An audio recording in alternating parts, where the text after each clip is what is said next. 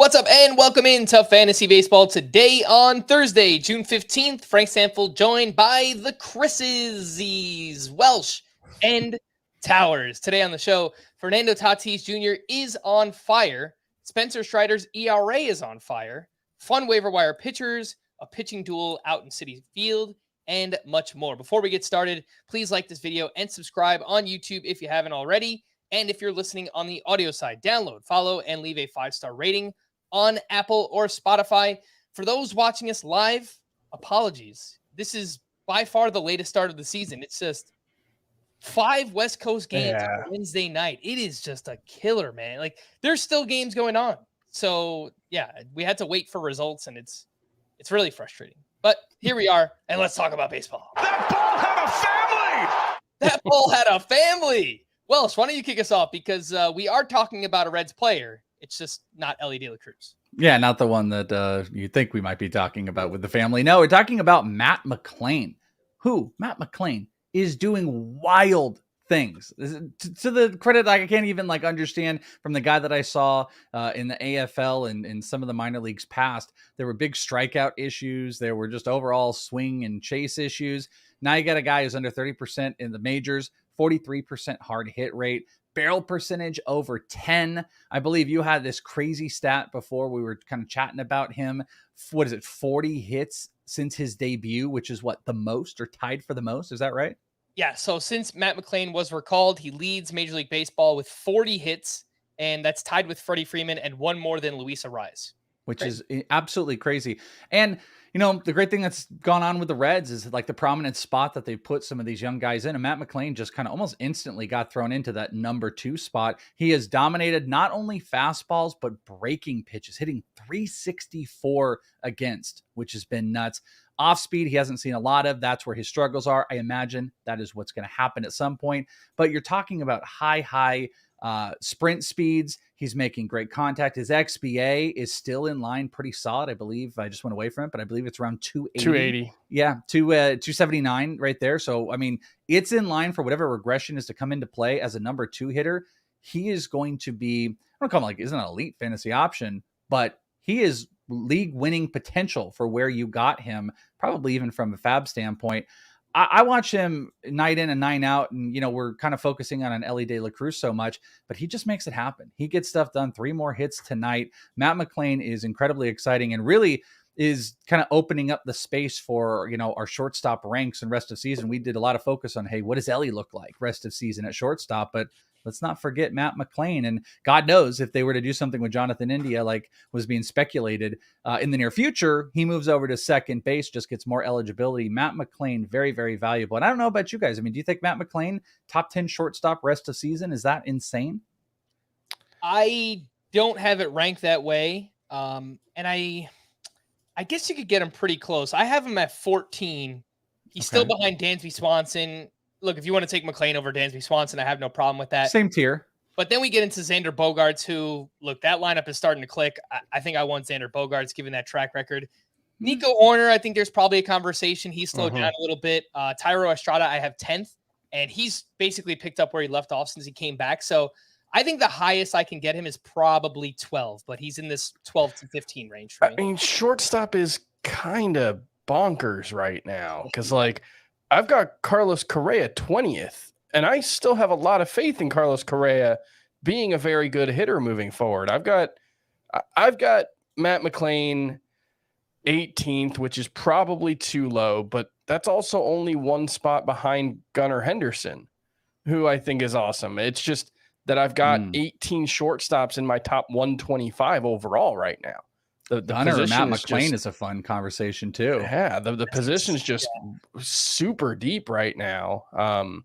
And, you know, it drops off pretty quickly, I would say, right around that point. You know, you got Royce Lewis is also awesome. He's 22nd for me. But then you've got Anthony Volpe and Amin Rosario. And there's a drop off right around 20 or 22. But those 22 are real good. And, it would be hard to get Matt McLain in the top 10, but it's not a knock against him that he's not there. Yeah, and I think it's the space. And by the way, I misspoke. I said 3 RBI, 2 hits, had a homer today, and that batting up to 328 I just look at him and I think all the guys that you just talked about, I think it's a clump of a tier that we're just waiting for separation. Like I know you say, Frank, you're saying like Estrada and Swanson and even Bogarts. I mean, Bogarts is great and this offense is clicking, but if you are looking from like a 5 category standpoint, Matt McLain might cover a little bit more, especially if the running starts to get going. So I just think it's a big clump. It's a tier.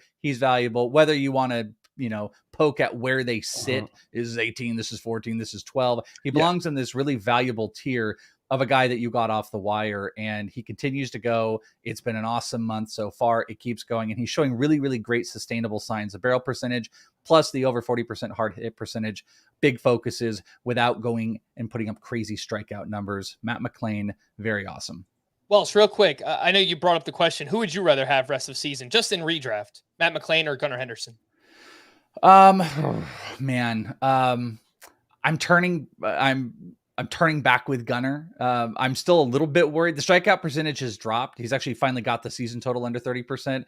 This last 3 weeks have been really good.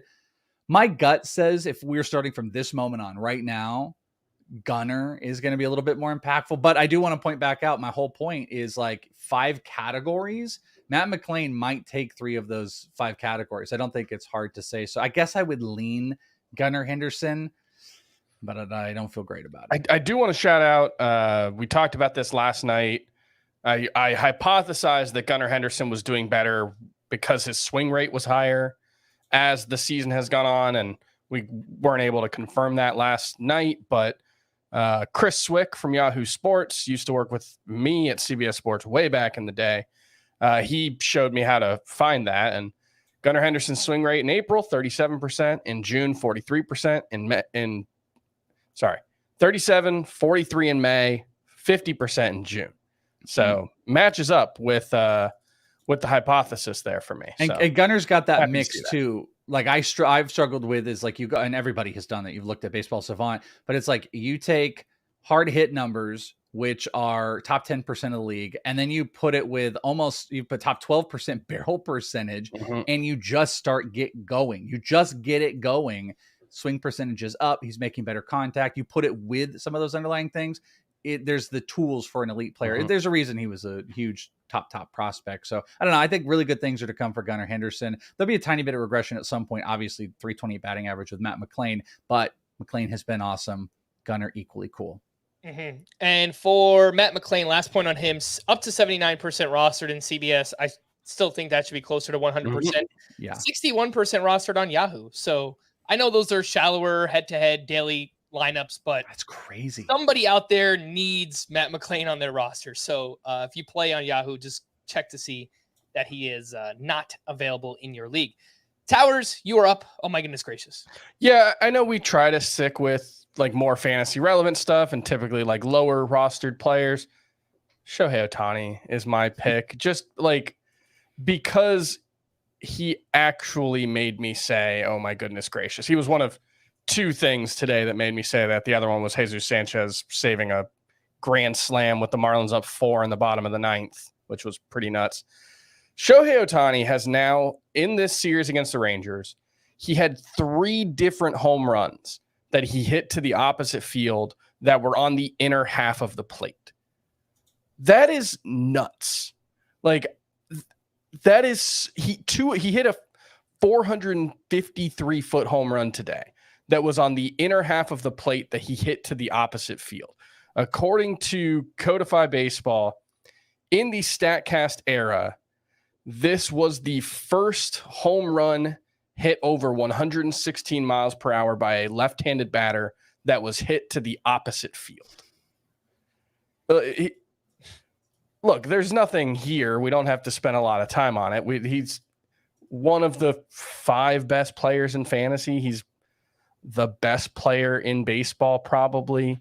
He's one of the most talented players we've ever seen. But it was just, I tweeted a video of all 3 of his homers in this series. And again, 3 different opposite field home runs that were on the inner half of the plate. You don't do that.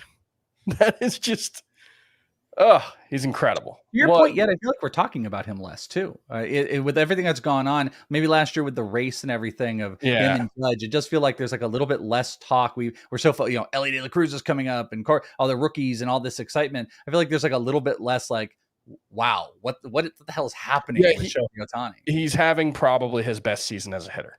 Yeah. He is on a 50 homer pace while hitting 299. He has 21 home runs already. Yep. He's incredible. Speechless. Well, guys, speak for yourselves because I'm wearing the Shohei Ohtani shirt, so I haven't forgotten about him. Still, show my God. That guy has been ridiculous, and especially in June, he's just like really turned it on here. Maybe part of the reason we haven't talked as much about him is the pitching has taken a little bit of a step back. I was looking at his numbers since the start of May, and I think he has an ERA close to like 4.5 during that time. He's given up a lot of home runs and some walks in there. Still getting a ton of strikeouts, but the pitching, all right, taking a little bit of a step back, but the hitting has. He's only like the 21st best pitcher in baseball while on pace for 50 homers and 25 steals and a 300 average. Washed. I'm just looking for a reason why we might have forgotten about him. But Shohei Ohtani has been amazing.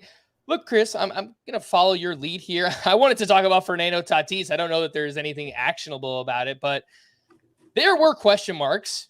Maybe not for Towers coming into the season because I know you loved him, but, just around the fantasy industry. And I think that they were mostly warranted. A player who hasn't played over the past couple of years, who was coming back from a suspension and a shoulder surgery and a wrist surgery and all that stuff. And he is on fire, and he looks exactly like the player he was before. He went 3 for 4 with a sock and 2 shoes on Wednesday. That's now up to 14 homers and 10 steals in 47 games. 150 game pace, 44 home runs, 31 steals. He's also batting .283 with a .303 expected batting average. He's still Fernando Tatis. Nothing has changed. He's still amazing. So he picked up exactly where he left off. And, I was going to bring this up, and I was like, maybe there's a conversation to be had, like Tatis or Acuna rest of season. There's really not a conversation to be had. It's once I looked more into it. Acuna played a doubleheader on Wednesday. He went 3 for 5, hit his 14th home run, stole his 29th bag in 461-foot homer, by the way. And then in game 2, he hit his 15th home run. So 2 homers. Oh, sorry. It was only 429, I think, on the first one. The second one was 461. Yeah, he is. He's on pace for 30 homers and 70 steals. The most steals ever in a 30-homer season is 52. Wow. We might have multiple players that break that, by the way. Well, Just want to throw that out. Yeah. We have multiple players that might have 30 homers with more than 52 stolen bases. Yeah, I think Corbin Carroll's on a similar pace. Yeah, that's exactly right. Gosh. So as long as Acuna stays healthy, that guy is going to be breaking records this season. I really don't think there's a conversation. It's Ronald Acuna is the number 1 player, but hey, Tatis versus Ohtani. Yeah, that's probably a conversation. Yeah. Aaron Judge was healthy. I think, he's right in that mix as well. Back to fantasy prominence, and it should be, fun next season drafting as well. An interesting thing too, a change we've seen from last year, and I wonder, and I feel like he's setting himself up for an even stronger second half by being able to do this, is this year he's hitting over 330 against breaking pitches, which, he's seeing 30+% of the time. So, slider based pitches, he's hitting 333. He hit 222 last year. He's suffering currently off of the fastball where he's only hitting 258 against, 324 last year, but he's setting himself up by not letting anybody be able to cheat on him against breaking pitches. He hit 222 against us last year. That's like a wild change. That's a dramatic, wild change. And to know the damage he does off of fastballs, that he's not currently doing it, it speaks wonders to kind of what you're talking about with Tatis Jr. And I think like what's to come for the rest of the year. All right. Well, just to put a bow on this conversation, talk about a few other players on these respective teams, the Braves and the Padres. Michael Harris has turned it back on in June. Thankfully, the first 2 months, basically a lost season up to this point, but he goes 4 for 4 in game 1 of the doubleheader, 5th homer, 7th steal. He had 2 hard hits in that game, including a double that was 112 miles per hour off the bat. So love to see it. Continued success, hopefully, for Michael Harris. And look, if we could ever get all these Padres going at once, they basically all had a great game here. Manny Machado hit his 7th homer. Juan Soto hit his 11th. Xander Bogaerts went 2 for 3 with his 7th steal. If we get all those guys going, not to mention Gary Sanchez, wow. Just imagine what can be with that Padres lineup.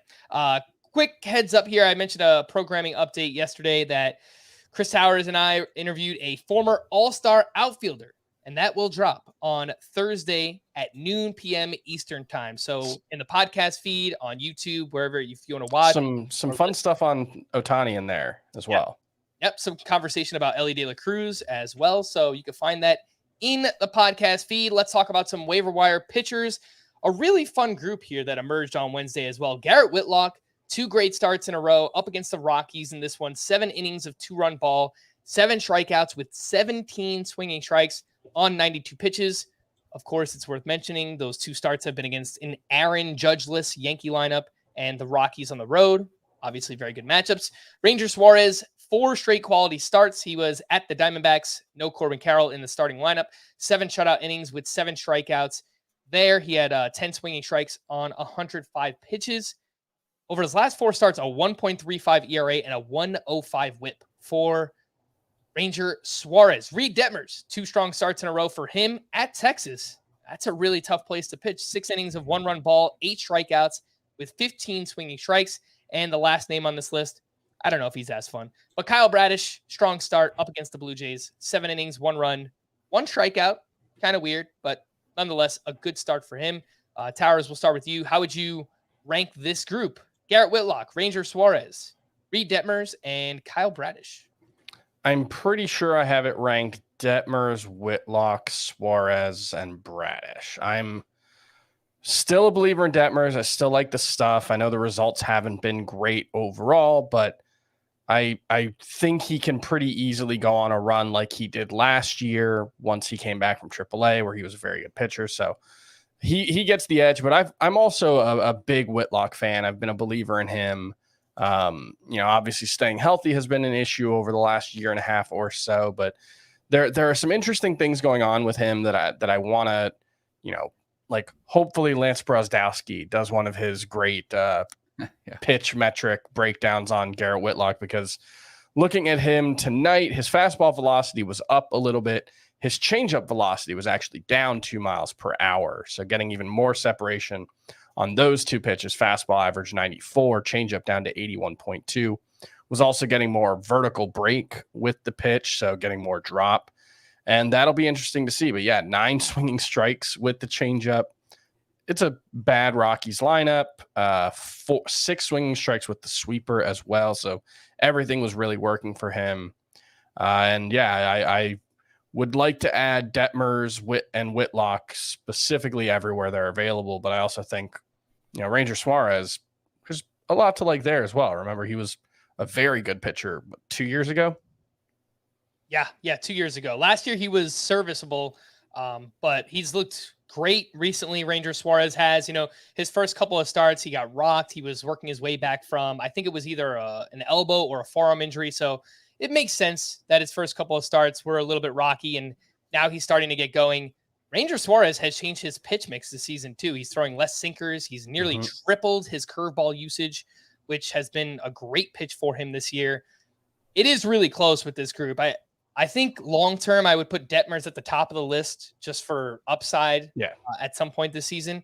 But if you're looking just for next week, Garrett Whitlock looks like he's lined up for 2 starts at the Twins, at the White Sox, and Ranger Suarez is going up against the Braves and the Mets. So one rough matchup and one not so rough matchup. Welsh, how would you rank that group? Whitlock, Suarez, Detmers, and Kyle Bradish. Yeah, it's the same rank. I mean, you guys kind of covered all the points that I would have hit.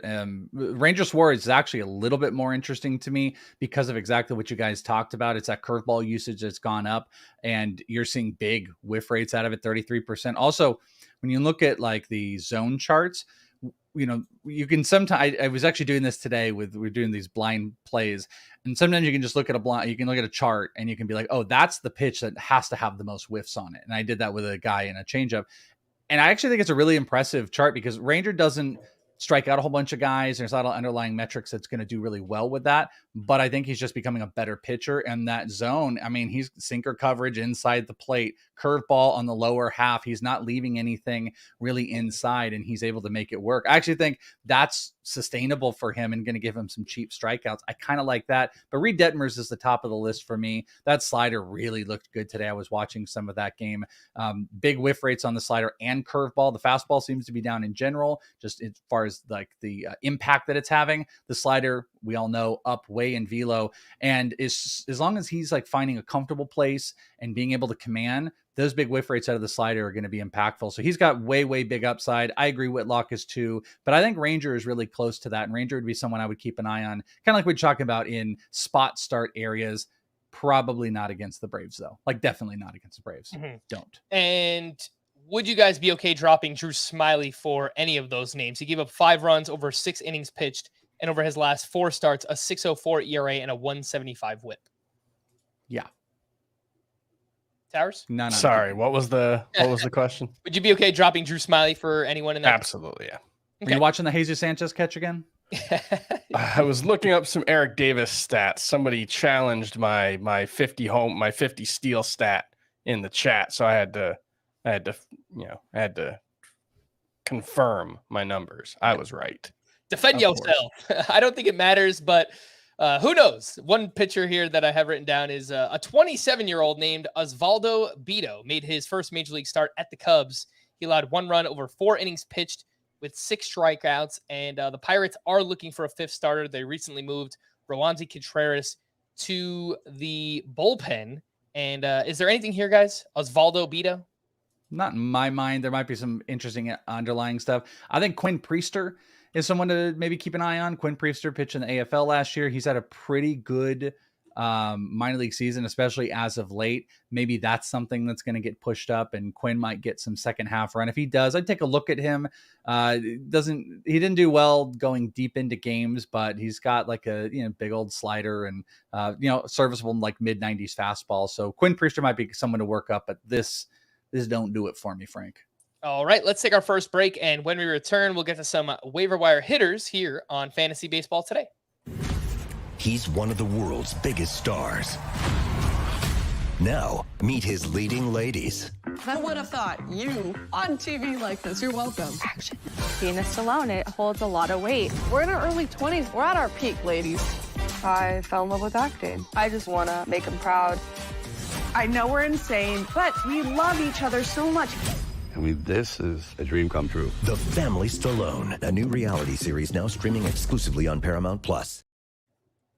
Welcome back, and streaming live on Paramount+, the ultimate international soccer rivalry is renewed when USA takes on Mexico in the CONCACAF Nations League semifinals. The U.S. is 2 wins away from defending their title, and it's once again Mexico standing in their way, looking for revenge. This is more than just a match. This is a battle for regional bragging rights. USA versus Mexico tonight, Thursday at 10 p.m. Eastern Time, streaming live exclusively on Paramount+.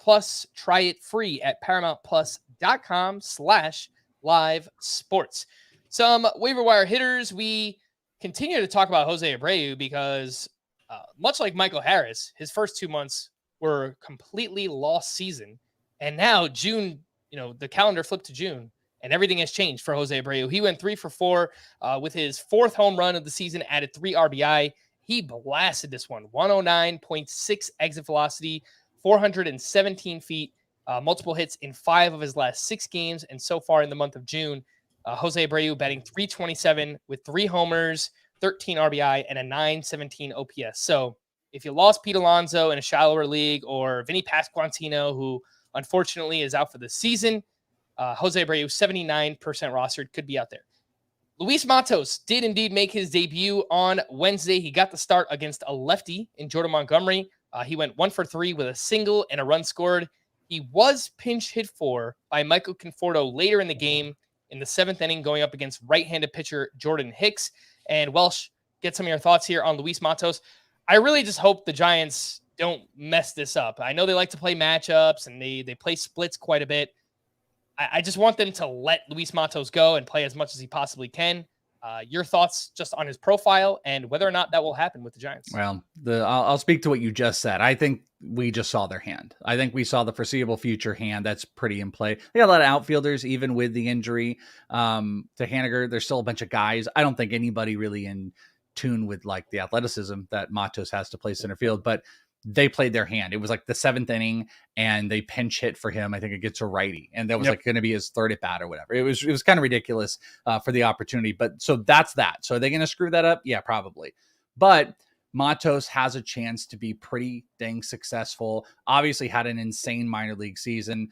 The strikeout stuff has been pretty crazy too, because I've seen this guy since like A-ball or rookie ball. And the strikeout dip to under 7% at AAA is pretty mind-boggling, but there's not a lot of stuff in the swing. I mean, he's pretty upright and he just has a very easy motion to attack. He has really good vision and crazy bat speed. He laid it out in the AFL. It's laid out here at AA and AAA. He's put up those numbers, can hit the ball hard. Homers, I think, are a little bit overinflated to what we saw in the minors to what we'll see in the majors, but I legit think he can be on a full season, 15 guy, 15, 20. We have to see where the stolen bases are going to go. I think he's a great points league guy. Categories, rest of season, we'll see. Matchups might take up some of those opportunities, but Luis Matos, I think in like 12 teams is viewable. Anything lower, probably not, unless, you just like to stream out. You want to, like if you have some type of keeper format, maybe pick him up. But yeah, they're going to screw this up a little bit. We'll see how much opportunity he gets, but I think he will continue to hit and not really hurt anybody for points league. So I think that's what's a big plus for him. I was updating my rankings earlier, and I moved Luis Matos up to my 54th ranked outfielder, just ahead of Nolan Jones and Jack Sawinski. It's kind of a tough group for me there. Welsh, would you take Matos over both of those guys? Definitely Nolan Jones. I'm a little bit like Nolan Jones hater, whatever. Like, cool, you got your 4 stolen bases last week and you're in Colorado. That's all great, but I don't buy long-term batting average. I think Nolan Jones is better. Like, he's a really good OBP guy, but other than that, I'm not interested. Sawinski's kind of interesting because I like the power potential there. Little bit hot and cold, streaky, almost like there's a James Outman-ness to him. But I think I might take Sawinski over Matos. But again, like those are all the same tier. If you can kind of interchange those players and you have the ability to pick up Matos, maybe you do. There's nothing that Sawinski's doing that's going to like make him an instant pickup. Just see what you have out of Matos. Because that's actually the cool thing with Matos. I'm downplaying some of the offensive potential, just like a tiny bit. But at the end of the day, like he might step into more power and he might aggressively run. Or he might just be like a cheaper outfield version of like, I say Luis Arise, like, who the Walmart version of that is Emmanuel Rivera. And like, that's who Matos could theoretically be in the outfield, which doesn't make him like a super great fantasy option. Maybe he becomes like a Steven Kwan even. That might be a more recent cheap. Yeah. Like Masataka Yoshida, that kind of like, 15, yeah, we're talking low strikeout players, strikeout exactly. rate. Yeah. Mm-hmm.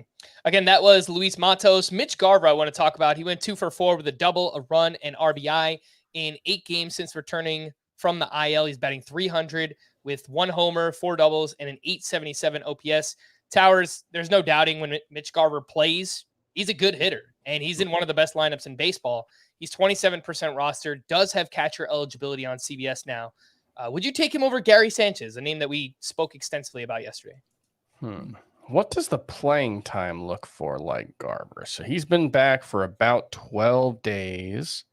He's played almost every day. It looks like roughly. Games, yeah. Started 7. Yeah, that puts him, I think, squarely in the number 2 catcher conversation, which is where Gary Sanchez is. So if you wanted to have, if you have more faith in Garver than Sanchez, I think that's fine. Sanchez does appear to have the playing time edge right now. But I don't have a strong lean one way or the other. You have to choose. You're not going to get a strong opinion about Mitch Garver versus Gary Sanchez out of me, unfortunately. Okay, I will say I don't know. It is tough because Mitch I Garver is moved so them. injury I've prone. got them both right at the low end number 2 catcher range. I think I have Garver ranked higher, so I guess that will be my answer. He is a really good hitter when he's on the field. It's just, can he stay healthy? That's the big question. 2 middle infielders that could be available. Welsh from your Diamondbacks. Geraldo Perdomo went 3 for 4 with a double, a walk, and his 7th steal. He was leading off in this game, batting very quietly. 297 this season, 5 homers, 7 steals, and 875 OPS. I think for most of the year, he's only been playing against right-handed pitching, which is surprising considering he's a switch hitter. And Orlando Arcia went 4 for 8 with 4 RBI across the doubleheader. He's now batting .331 with an .853 OPS. Welsh, who would you rather have, Perdomo or Arcia?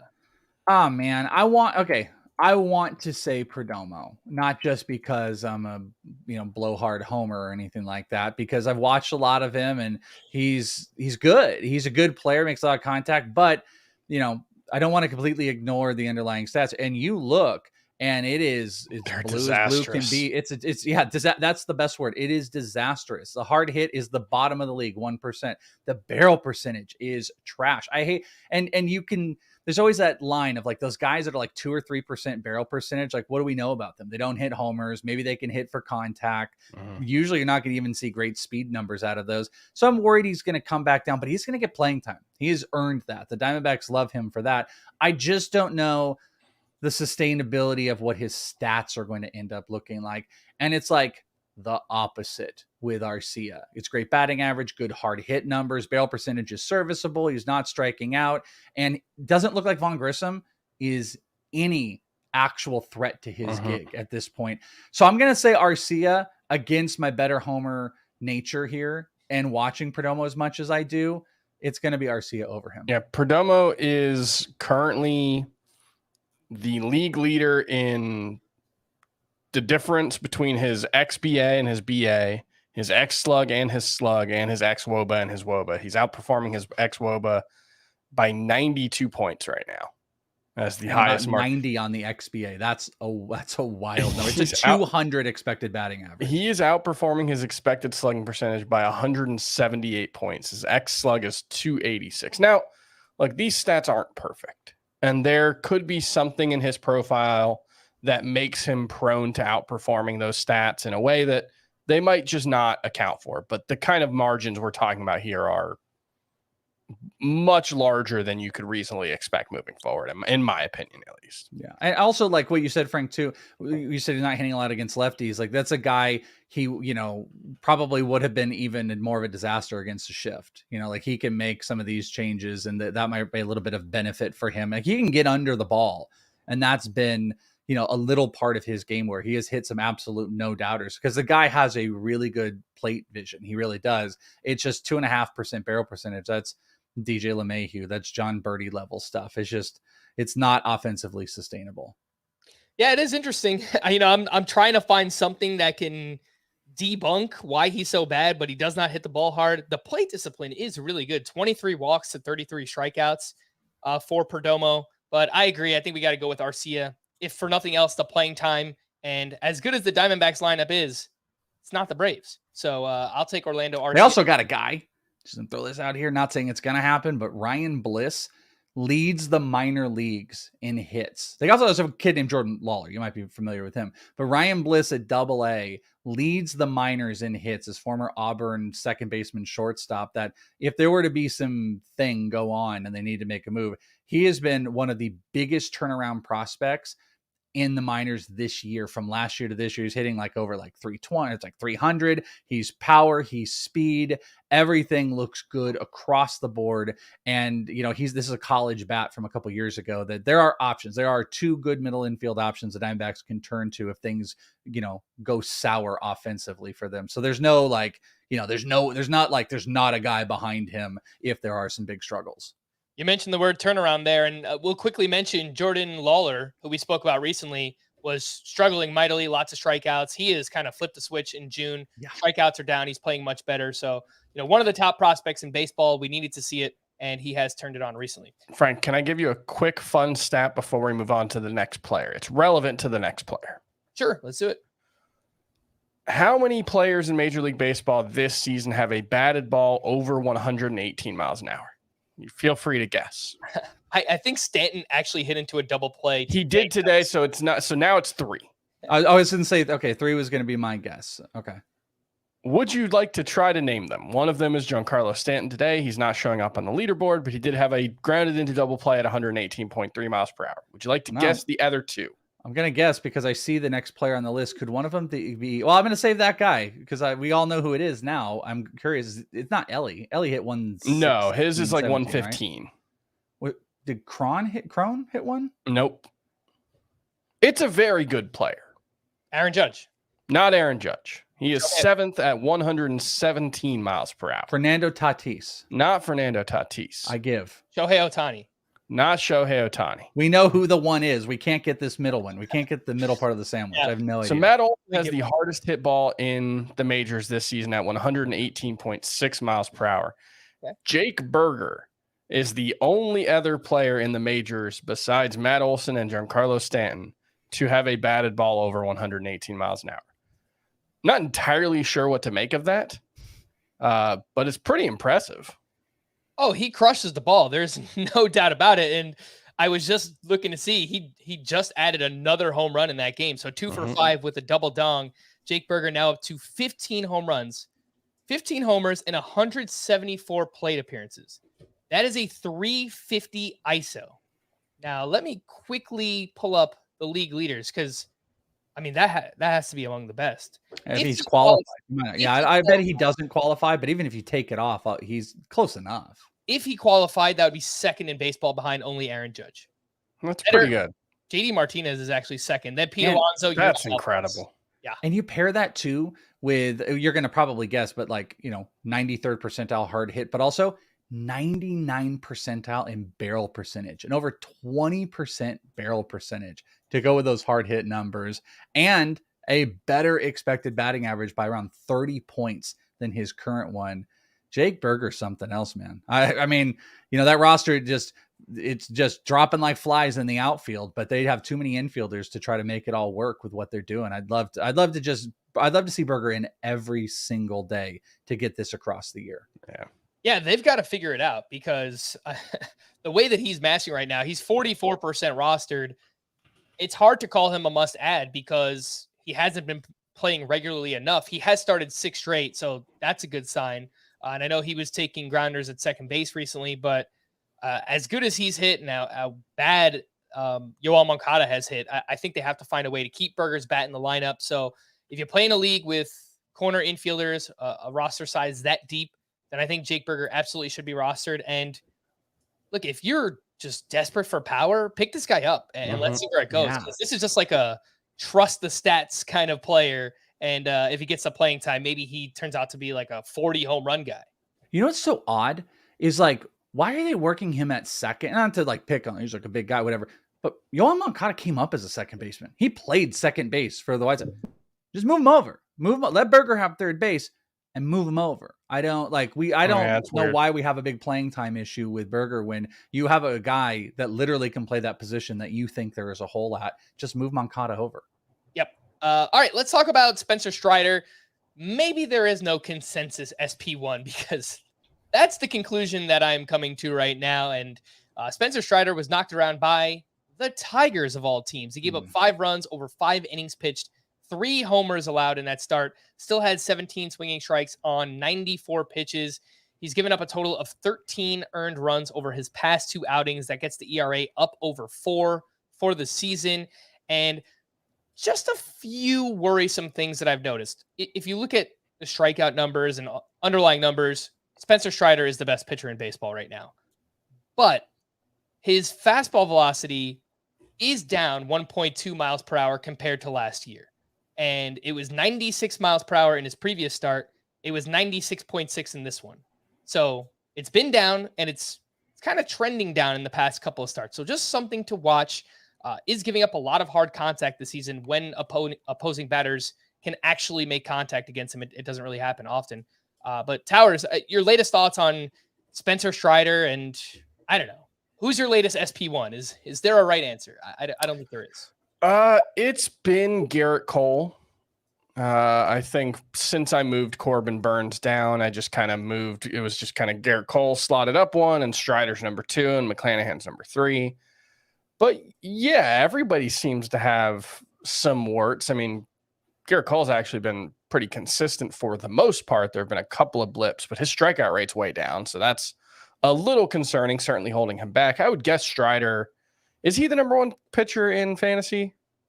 At least before this start, I would assume he was, even with a slightly elevated ERA.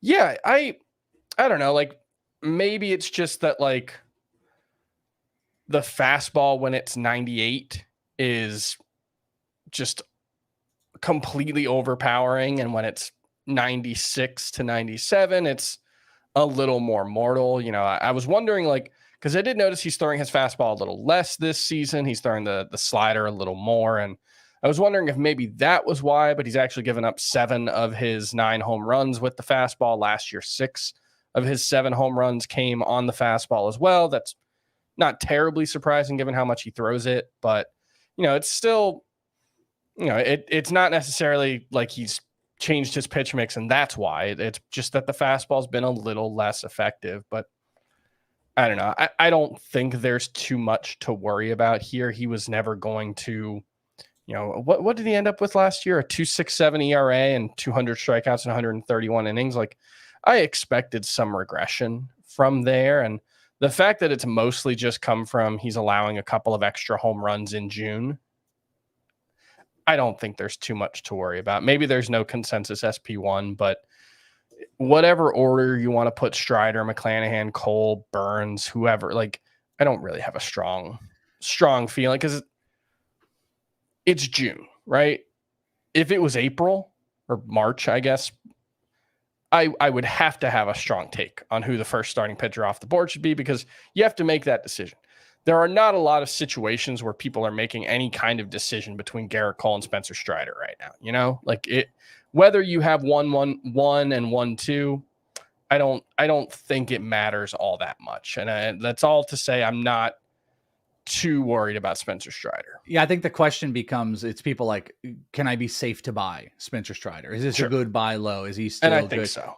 Yeah, and I completely agree. You know, one of the interesting, I wonder, I'd love to hear it, and I don't know how you can really do this like to a mile per hour, but there's a part of me that wonders, like, is maybe the backtrack on Velo a little bit about sustaining, you know, from where his innings were last year to this year and being able to have the full rigors of a whole season. And maybe that's part of it. You know, there could be something in there that's like, hey, we need to back off to make sure we're, you know, watching our injuries. I don't know. The other thing with the hard hit is it's coming from the slider. If you go and look, it's actually about the same hard hit percentage on the 4-seam as it was last year. It's almost identical. But last year, 22% hard hit percentage against the slider. It's up to 40% this year. Mm-hmm. And looking at the zone chart, it's hugging pretty hard on that corner where he laid it out a little bit more last year. So, you know, there's a bit better tape on him. Velo's down a little bit. Guys are probably sitting on that bottom corner on the slider a little bit more, and maybe they feel they can cheat a little bit more on the slider, and that's what's building all to this. But, you know, I think we can pick and try to, you know, find all the little things. At the end of the day, it's really, like you said, Towers, it's about, like, do you feel comfortable that he will be okay and he's still one of the top pitchers? And in my mind, yes, I would love to buy low on him right now, even though he has the biggest warning sign of all of them for us as analysts, velo dip. I'm okay with it. Maybe I'm making excuses. I think this will get righted because he is a unique talent, and I will buy low. Yeah, I tend to think, you know, Garrett Cole's had some stretches like this over the past couple of seasons as well. I tend to think it's just, this happens. You know, outside of Jacob deGrom, outside of, you know, a handful of seasons, everyone has stretches like this. The only thing that you did say that it did bring to mind is just, as good as he was last season, he didn't have to go full bore start of April through the end of the season. You know, he was pitching out of the bullpen until late May. And so it was, you know, it's an unanswered question. It's at least, you know, can Spencer Strider do that for a full season? That still remains to be seen. I tend to believe yes, hence why he's still my number 2 starting pitcher. And if you have him number 1, you'll get no complaints from me. Just looking through the top 10, it just seems like a big glob, and you can, you're splitting hairs on each of them. I have it Strider, McClanahan, Cole, Gosman, Ohtani, my top 5. Yep, that's and then Burns, Gallen, Wheeler, Valdez, Castillo. But like you said, I mean, every one of those pitchers has either had a blow up start or a stretch where, they put a little bit of doubt in your mind, and that's why we're, there's no consensus. It's just kind of a big glob right now. And I kind of screw this up too, because I think I have McClanahan as like kind of my top guy, with the team. I think baseline, maybe it's not as sexy as Strider. I just like the Arsenal a little bit better. The wins are getting there. But like you said, it's just like intertwining all these guys. I agree. Like, I think the 10 you named, those are like the guys. Just mix them around a little bit. Even McClanahan's taken just a teeny tiny step back in the underlying numbers. The ERA, 2.18, 10 wins. He's been awesome. But xERA is down to 3.65. Strikeout rate's down. Walk rate's up. It's like, I don't know if it's a pitch clock thing, but there does seem to be just like a little wart on every elite pitcher now. Yep. Let's take our final break, and when we return, we'll hit some news and the leftovers. We'll do that here on Fantasy Baseball Today. Phenomenal! Absolutely magisterial here!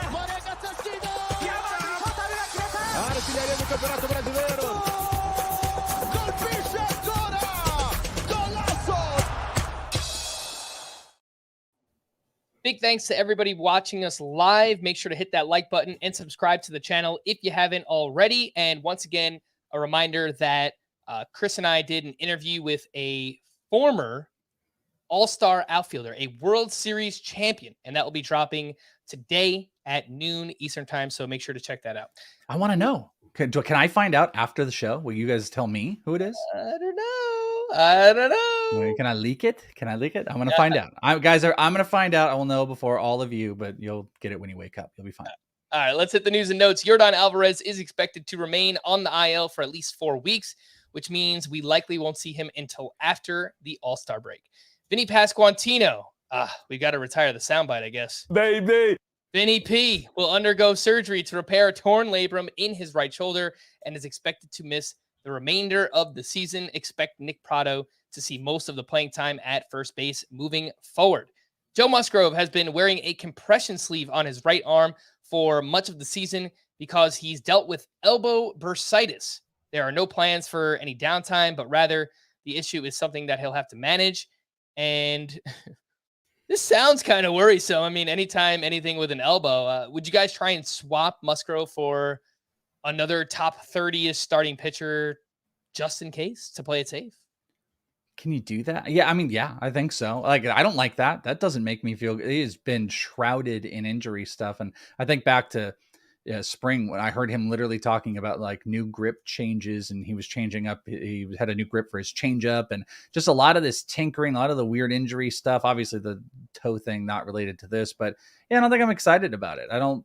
This is something if I could get out with like an even return, I definitely would. I just don't know what it looks like. I kind of feel like you might have to do something where you're getting like a lower pitcher that you believe has more upside, and then maybe like another little piece. I'm not sure there's an even swap there. Either way, I think you have to take a risk if you get out from Joe Musgrove in the player that you get, and got to hope to buy. Like, here might be an interesting one.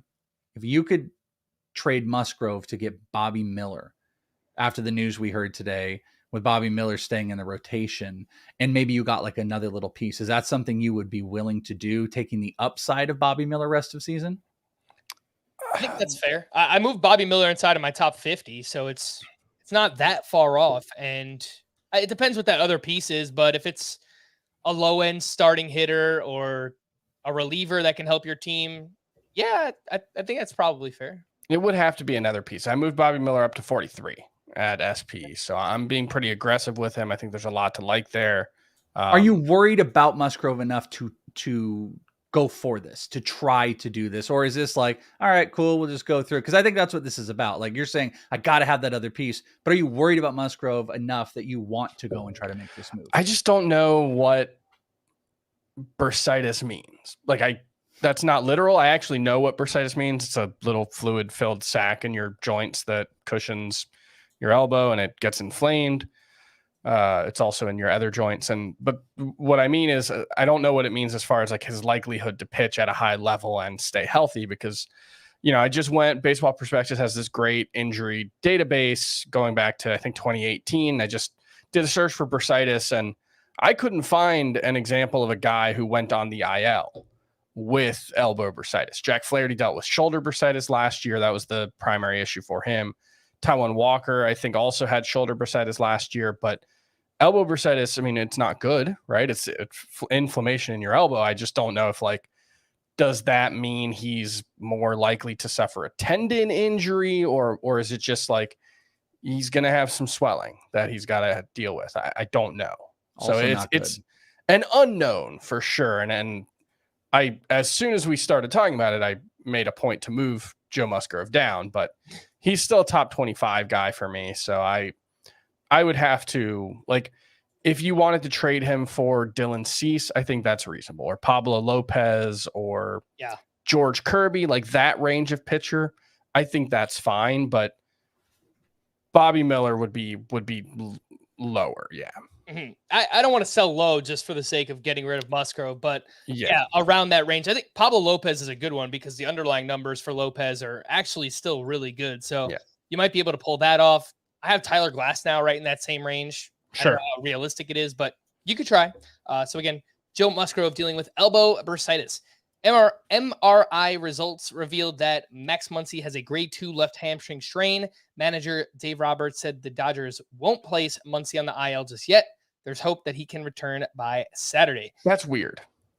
Yeah. Grade 2 hamstring strain, like, at least in my memory, I feel like that's automatic IL.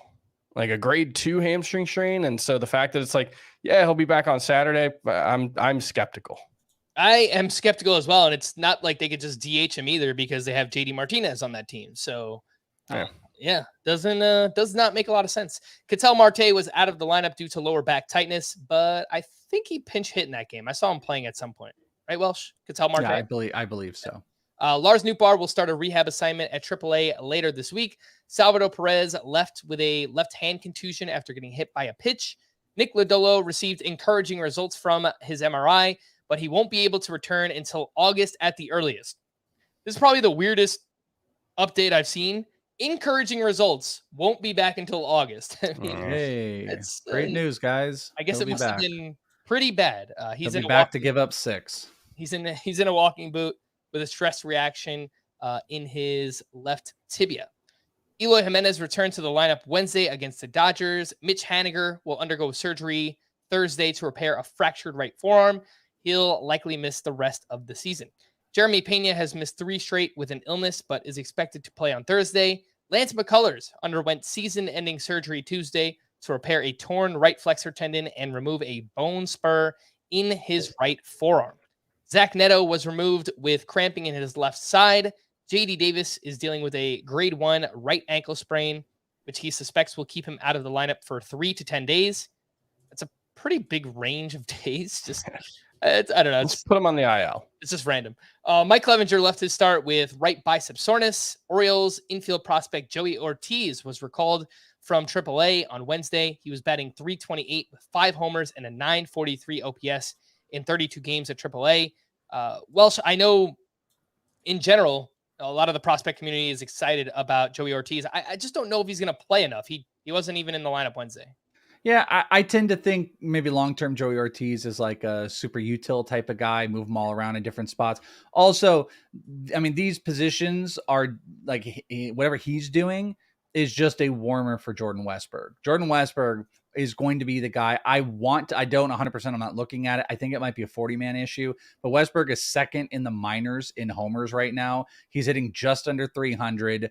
He's got a handful of stolen bases, over 50 run in RBI, and barely over a 20% strikeout rate in AAA. So I want to say this is a 40-man issue, or this is simply about seeing what they have at Ortiz. Again, kind of fills that role of being more super util, where Westberg is going to be more centralized into his position, and they're going to make the commitment, as they will when Colton Cowser comes up, who might be one of the most underrated. And we're all talking about Christian Encarnacion Strand. Pay attention to Colton Cowser as a pickup here in the near future when he gets a call. All right. The Rangers optioned Owen White back to AA after his relief appearance Tuesday. And Trevor Larnach was optioned back to AAA as well. Let's quickly run through some leftovers here. We had a good old-fashioned pitcher's duel at Citi Field between Garrett Cole and Justin Verlander. Garrett Cole, 6 innings of 1-run ball with 8 strikeouts and 16 swinging strikes. Justin Verlander on the other side, 6 innings of 1-run ball with 6 strikeouts, 14 swinging strikes. Did allow 10 hard hits in this game and changed up his pitch mix. The fastball has not been playing very well, so used more sliders and curveballs in this outing. Towers, your thoughts here on Garrett Cole and Verlander. Would you maybe use this as an opportunity to sell Verlander while you can?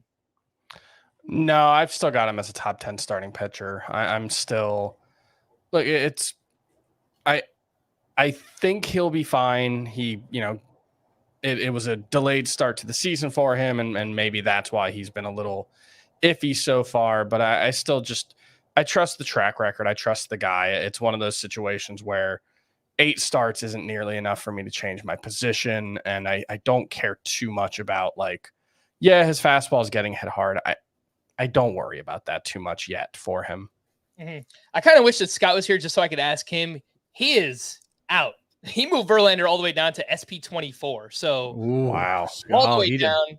That's like you're just so mad at yourself. You're just like, I'm done with this. You're done. I'm done with you forever. Yeah. That's one of those I'm never drafting that guy again moves. And that's like a spike drop from your team. It's like a spike drop in the rankings. I mean, it's Joe Musgrove or Verlander. Let's text Scott right now. We talked about this yesterday. Like, I'm slow to move guys. I'm slow to move guys out of my lineup or off my team. And Scott's a better fantasy player than I am. Like, I'm perfectly willing to admit that. So I'm not going to knock him for that. That's you have to be aggressive. Yeah. And I split the difference because I have Verlander at SP17.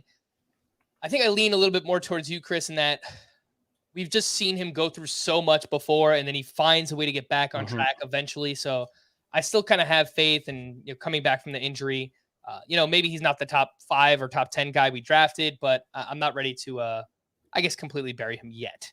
Some other pitching standouts. Jose Barrios took a no-hitter into the 7th inning at the Baltimore Orioles. The ERA is down to 3.28 for him. Framber Valdez with another great start up against the Nationals. 7 innings of 1-run ball with 6 strikeouts and 11 swinging strikes. Michael Wacha just keeps it going. He was up against the Guardians, 6 2/3 shutout with 5 strikeouts for him. That changeup has been tremendous. And kind of feels like Yuri Perez heard some of those rumors about him getting sent down because puts together his best start yet, his first quality start of his career. 6 shutout innings, 2 hits, 1 walk, 6 strikeouts at the Seattle Mariners. Welsh, any thoughts here on Yuri Perez, Michael Wacha, Framber Valdez, and Jose Barrios? Barrios, just want to point out, in June, a 1.37 ERA over these 3 starts, 13 strikeouts, over 19 innings pitched. He hasn't given up more than 3 earned runs since mid-May. So, I believe there's 5 starts in there. He's been really good. Michael Wacha was down kind of across the board too. We were talking about this before the show. Like velo over a mile per hour across the board was down, yet he continues to get it done. His changeup has been absolutely devastating. 36.5% whiff rate. He throws it as his top pitch, and the fastball sets everything up. And, Yuri Perez, it's a bummer. We've had lots of discussions on here about these rookie pitchers, and I've always kind of defaulted to Yuri Perez because of talent. I just think he's the most talented of all these guys. That's, the big focal point for me. But once we kind of got that information from Mission Crew about, listen, he is going to be capped, and we don't really have the game plan of what that is. I had asked the question before the show, Bobby Miller or Yuri Perez. And I think we all kind of unanimously agreed with what we know about Bobby Miller at this point. Not trying to make it the Bobby Miller podcast, but we would go with Miller because we know what's there. We've seen the stuff and we know the longevity of the year. And I just don't see a path, regardless of what Yuri does, where this team is going to be able to put him out there in a way that makes him fantasy relevant the entire season with this innings cap. So I'm kind of disappointed because he really is phenomenal. And, the worries with like the slider and some of the fly ball stuff is just things that are going to get fixed. And he's going to come out next year, and we're going to probably all rank him way higher than we think at this moment come next year. Mm-hmm. Quality starts all around. This group, not nearly as good as the previous group, but they were all solid. Merrill Kelly, Bailey Ober, Jordan Montgomery, Luis Castillo.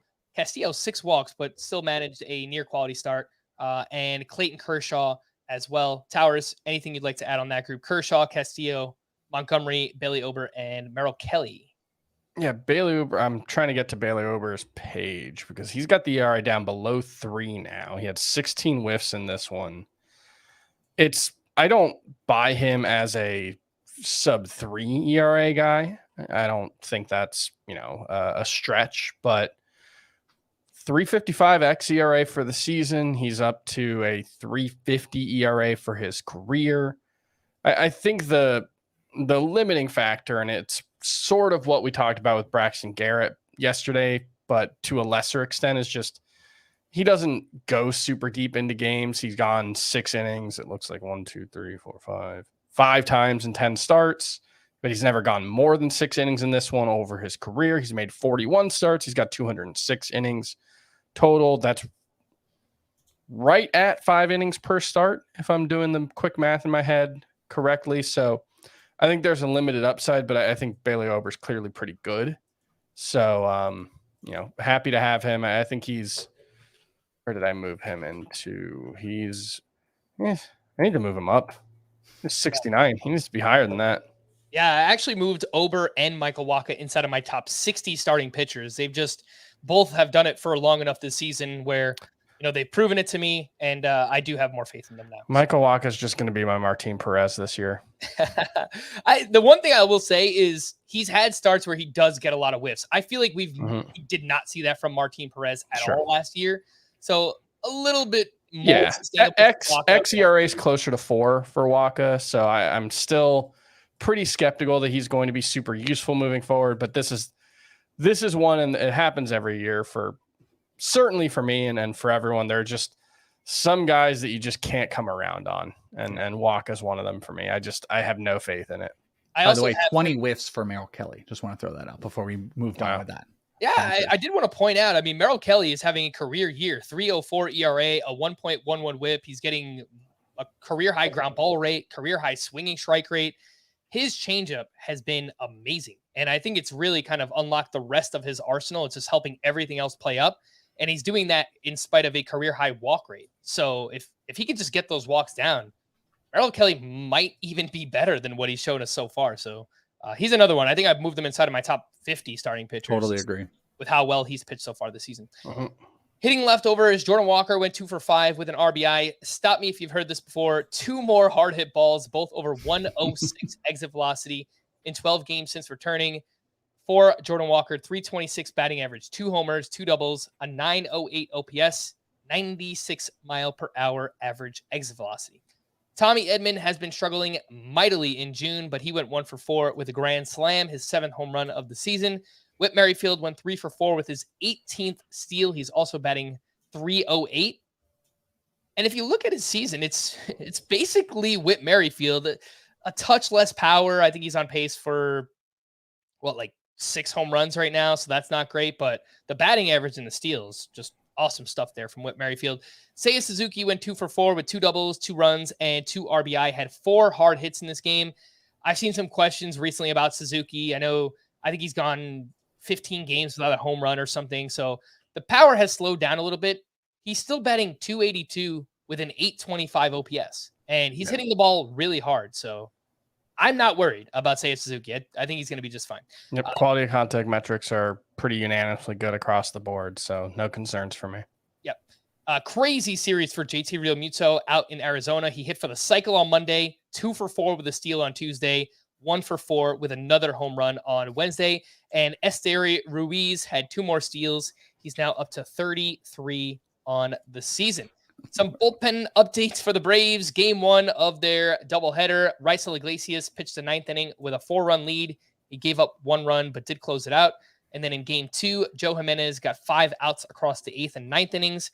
AJ Minter got the final out for his 10th save. For the Twins, Yohan Duran entered in the 8th with a 2-run lead facing the top of the Brewers lineup. Griffin Jax then pitched the 9th for his first save. I thought we were kind of past Duran, pitching earlier in the game, and he was just a closer. So obviously annoying. That wasn't great to see. For the Cardinals, with Ryan Helsley hurt, Giovanni Gallegos got the 9th inning with a 2-run lead, and he promptly gave up a 2-run homer to Mike Yastrzemski. Steven Matz got the 10th inning. He gave up 3 runs and took the loss. I mean, it's just the hits will not stop coming for the St. Louis Cardinals. It is literally unreal. For the Giants, Camilo Doval picked up his 18th save. For the Blue Jays, Romano picked up his 19th. The Astros game, this was a crazy 9th inning. Ryan Presley entered with a 3-run lead. He gave up 3 unearned runs thanks to 2 errors, one that he actually committed himself. Took his 3rd blown save, but wound up with the win because in the bottom of the 9th, Hunter Harvey, the game is tied. He gave up an unearned run, also on an error, took the loss in that one. For the Reds, Alexis Diaz picked up his 17th save, and for the Cubs, Mark Leiter Jr. pitched in the 8th inning with a 1-run lead. He pitched a clean inning, and then the Cubs tacked on 3 more runs, no longer a save opportunity. Adbert Alzolay pitched the 9th without giving up any runs, and he's been really good. A 2.03 ERA, a .87 whip, 31 strikeouts over 31 innings pitched. Let's wrap up with stream or not to stream, and as we mentioned yesterday, Thursday is barren. There is not much. The only one that I think is maybe okay is Johan Oviedo at the Cubs. I'm not touching these. Nope. You ain't going to get me on this, on any recorded thing saying any of these guys are streamable. I'm a big old fat no. Taj Bradley's too rostered for this exercise, right? Correct. Yeah. The biggest, yes. But yeah, no. All right. On Friday, there are more interesting names in this group. Which ones do we like the most? So, all right, I guess France against Cincy, maybe.